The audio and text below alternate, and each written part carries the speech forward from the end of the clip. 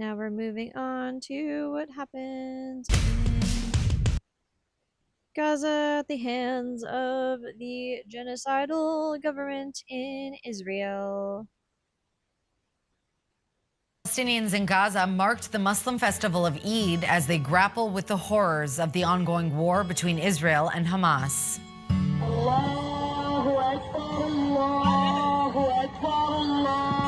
Many Gazans held customary prayers outside demolished mosques on Sunday. The holiday comes as Gaza's 2 million people are facing extreme food shortages amid an Israeli aid blockage. Eid al-Fitr marks the end of the month of Ramadan, when That's so terrible. It's just so terrible. Muslims fast from dawn to dusk.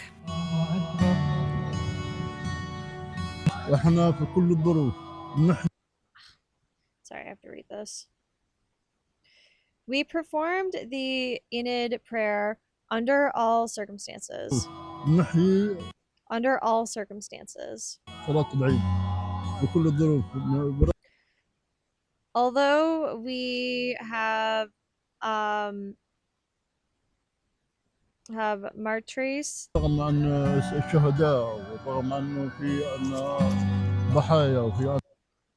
casualties, prisoners, injured and killed.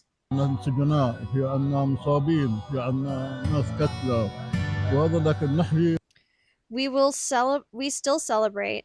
This is this great day.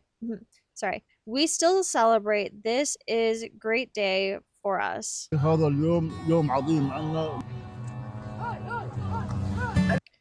I see today is Eid, but no children or elderly.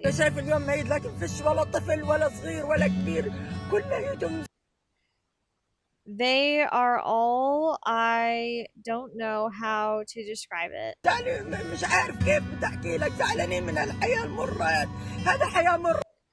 They are sad from this bitter life. This is a bitter life.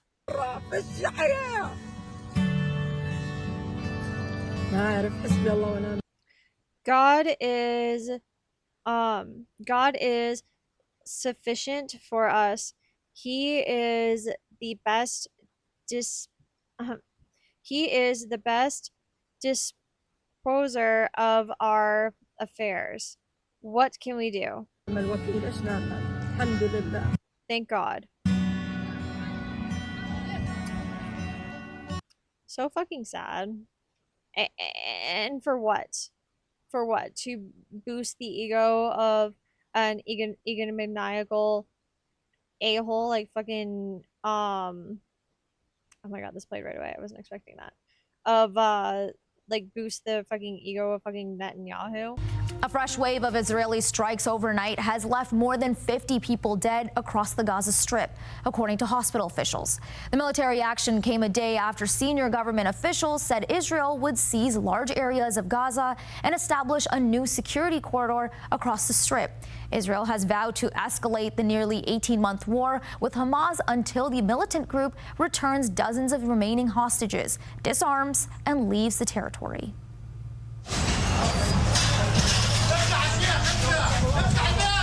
Casualties were rushed to hospital after an Israeli strike on tents housing the displaced in Khan Yunis.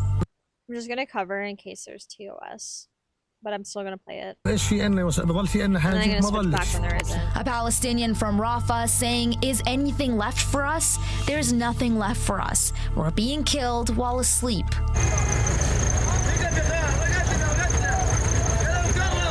Hundreds of thousands of fleeing Gazans sought shelter in one of the biggest mass displacements of the war, as Israeli forces advanced into the ruins of the city of Rafah. A day after declaring their intention to capture large swaths of the crowded enclave, Israeli forces pushed into the city on Gaza's southern edge, which had served as a last refuge for people fleeing other areas for much of the war.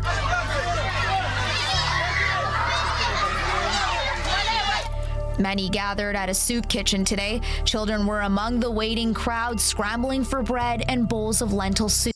Like, it is just so absurd that anybody would think that these people are at all responsible for what is going on. it's obviously Israel. Israel's the problem. Israel is the one that is trying to snuff these people out so they can take over Palestine and just turn it all into Israel. And it's absolutely horrid that like these people are taking on the brunt of that. Like it's just so fucking disgusting. Soup. Israel ended a ceasefire in March and has imposed a month-long halt on all imports of food, fuel, and humanitarian aid that has left civilians facing acute shortages as supplies dwindle. Meanwhile, Israeli Prime Minister Benjamin Netanyahu arrived Boo. in Budapest for a 4-day visit, defying an international criminal court arrest warrant over allegations of war crimes in Gaza. Nekünk fontos, én voltam az a miniszterelnök, aki aláírtam a... In an announcement timed with Netanyahu's visit, Hungary's Prime Minister Viktor Orban said his country would withdraw completely from the ICC, an organization set up more than 2 decades ago to prosecute those accused of war crimes, crimes against humanity, Like Israel. and genocide. You stand with us at the EU, you stand with us at the UN, and you've just taken a bold and principled position on the ICC, and I thank you, Victor. This is not only important for us, it's important for... He's doing it in English for Americans. It's all propaganda. all democracies. It's important to stand up to this corrupt organization. Israel has rejected the accusations, which it says are politically motivated and fueled by anti-Semitism. Yesterday, Netanyahu vowed to increase pressure on the Strip until all remaining hostages are released. Last night in the Gaza Strip, we switched gears. The IDF is seizing territory, striking the terrorists, and destroying the infrastructure. Because we are now dividing the Strip and increasing the pressure step by step so that they will give us our hostages. And as long as they do not give them to us, They have given you so many opportunities to take the hostages. You have just chosen not to take them because you want to continue the fighting. You want to continue the decimation. There's like it has nothing to do with the hostages at this point. They're just more cannon fodder for you. the pressure will increase until they do. But relatives of hostages still held by Hamas condemn the expansion. I think that military force can only go so far, and at some point we have to use diplomacy. And I think that we must use diplomacy with the Qataris that have influence over Hamas, with the Egyptians that have influence over Hamas, and also within Israel. We have to know our boundaries. How far can we get with military force, and when do we need to say enough is enough, and we now are signing a deal to get all the hostages back. Eve to me is basic. So fucking sad, honestly.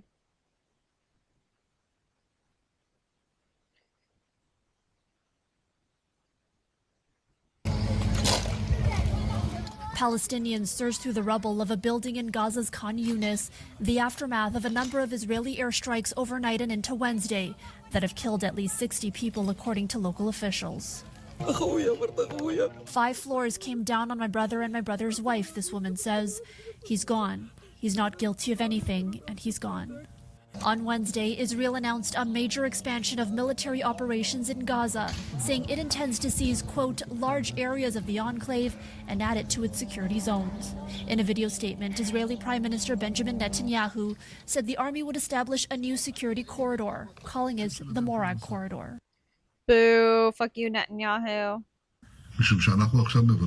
We are now dividing the Strip and increasing the pressure step by step so that they will give us our hostages. And as long as they do not give them to us, the pressure will increase until they do. In an earlier statement, Israel's defense minister said evacuations would take place from areas where there was fighting. He also urged Gazans to overthrow Hamas and return all the remaining Israeli hostages as the only way to end the war. They have tried so many fucking times to give you guys the hostages. You will not take them. You want to use the hostages as fucking cannon fodder through all of this just so you can completely consume fucking Palestine and displace all of these people. It's not clear how much land would be seized or whether it would be permanent. With God's will, we will remain steadfast and resistant on our land, says this displaced Palestinian in Khan Yunis. We will not be externally displaced. Meanwhile, in northern Gaza, a UN clinic was also among the buildings hit in Wednesday's airstrikes, killing 19 people. How does that help get the hostages? How does blowing up a UN fucking building help Netanyahu? Including children, according to the Hamas-run health ministry. Displaced people, most of them coming from border areas, Beit Hanun, Beit Lahia, these areas. They were sitting here in God's protection, says this woman. They are being bombed. Israel's military said it struck a building previously used as a clinic that it said was serving as a Hamas command center. Oh, of course, because everything's a fucking Hamas command center, according to fucking Netanyahu and the IDF. Adding that the military had used surveillance to mitigate the risk to civilians. Hamas denied using the building, calling it a fabrication. Israel invaded Gaza following the October 7th Hamas attack that killed 1,200 people, according to Israeli tallies, and saw 251 taken as hostages. 59 hostages are still being held in Gaza, with up to 24 still believed to be alive. For City News, I'm Erica Natividad.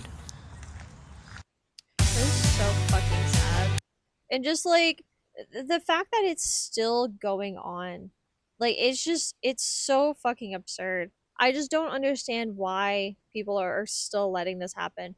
Why Netanyahu hasn't been fucking arrested yet. Like, why are they just okay with all of these people being just brutalized over and over and over again? It makes zero fucking sense.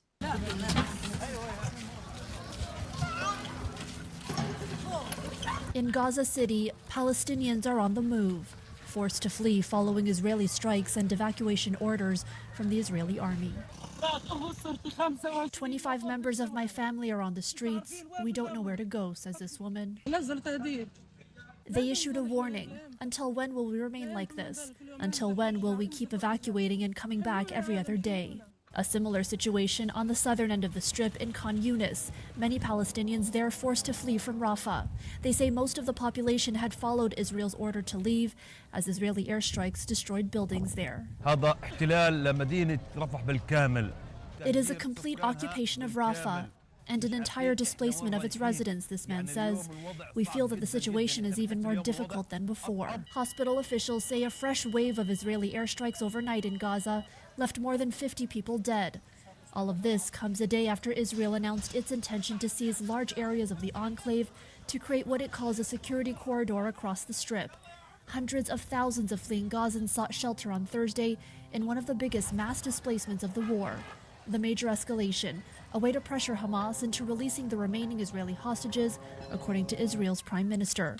Israel's defense minister also urged Gazans to overthrow Hamas in order to end the war.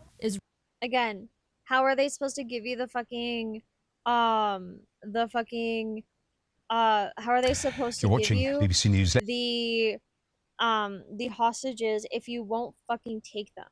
If anytime they try to give you the hostages, you decide that the way that they're doing it is propaganda and you don't want to do that anymore, or oh, they're not doing it efficiently, or oh, they're not doing it in a timely manner enough, that you're just completely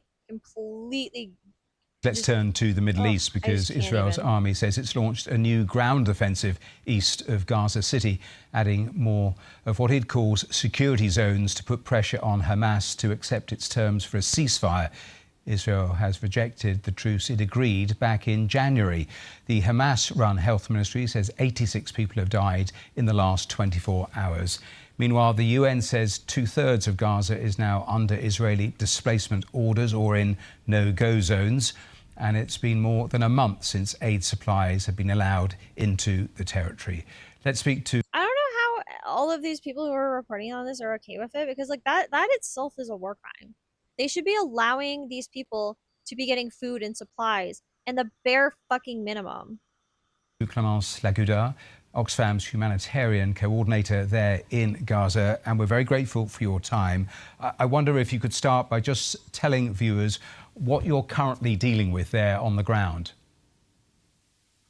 Yeah, thank you for having me. I mean, right now we are dealing on a worsening situation. It's deteriorating day by day, and it's becoming increasingly difficult to address the multiple needs of the population in Gaza because of the blockade. As you mentioned, it's been more than a month that nothing has entered the Gaza Strip because of the sheer amount of forced displacement order. We are currently speaking about more than 280,000 people that had to leave their house under fire with very little. When was the last time Oxfam was actually able to get any sort of delivery in? I mean, it was before the beginning of March. We had some water equipment that was supposed to enter on the day where Israel imposed the full blockade. So since then, we have been working with remaining stocks. We have been focusing on delivering services, but there is a need of more, and we're not going to be able to continue that for much more longer if the situation doesn't improve. What is most urgently need? Is it food? Is it water? Is it electricity? Is it fuel? Is it medical supplies? Is it all of those things? I think at this moment it's all of these things and more. Again, we have more than 2 million women, children, and men that have been living on stocks for the past months, and these stocks are being depleted. Whether they are food, whether they are fuel that are actually the lifeline, because the fuel right now is the one that allow hospital to function and water pumping station to function. If this fuel runs out, everything will shut down. I mentioned before I came to you the various Israeli strikes and the no-go zones and the areas now where people are being told to stay away from, and the amount of displacement. How difficult is it for you as an organisation to actually work on the ground? And at what stage will you consider, or are you considering, staying in Gaza?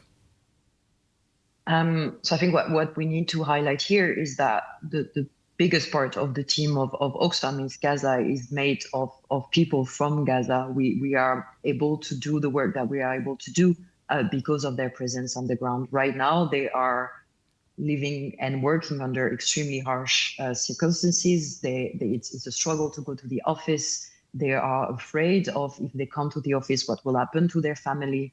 And yeah, we are not given the guarantee right now to be able to operate safely.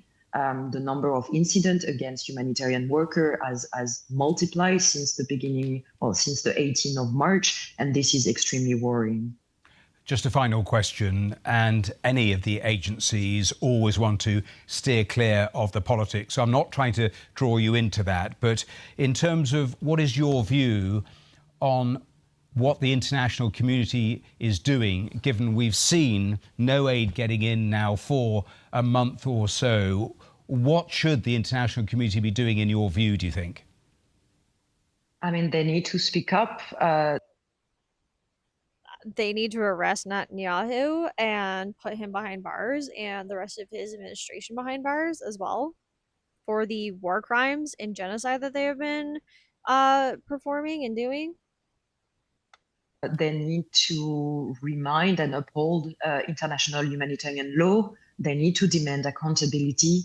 They need to speak out, because the people in Gaza are being left alone, and we are on the verge of a humanitarian disaster that is purely man-made, and that could be avoided. Clémence, we will leave it there, but thank you for taking time, breaking away from that work to talk to us here on BBC News. Yeah, that is where we need to start with, like, what she said at the end there, that we need to actually, work within the international law and stop this man-made fathom, stop this man-made killing, stop this genocide.